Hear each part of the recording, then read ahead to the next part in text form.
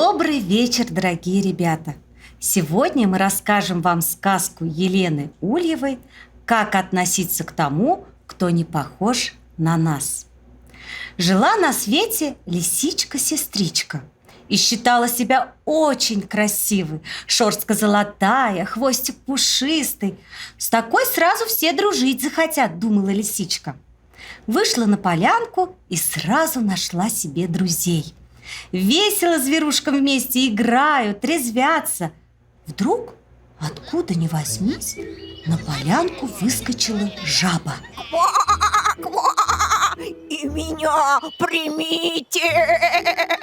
Да ты посмотри на себя! Ты скользкая, вся в бородавках, чудище огородное!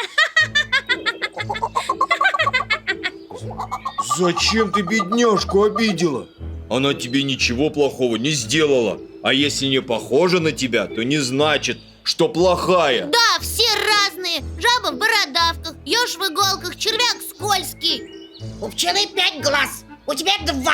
У паука 8 ног, у муравья 6, а у кузнечика вообще 5.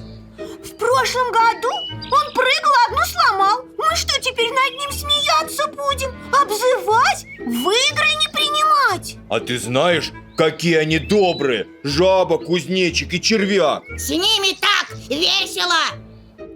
Стыдно стало лисе. И чего это она вообразила, что самое красивое? Чего она решила, что над теми, кто не похож на нее, надо смеяться и пальцем показывать? Разве это хорошо? С тех пор лисичка со всеми дружила.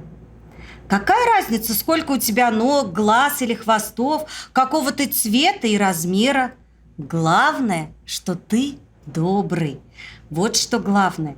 Если видишь человека, не похожего на тебя, не надо показывать пальцем, не надо смеяться. Все люди разные. Надо всех уважать. Вот и завершилась наша сказка. Спокойной ночи, ребята!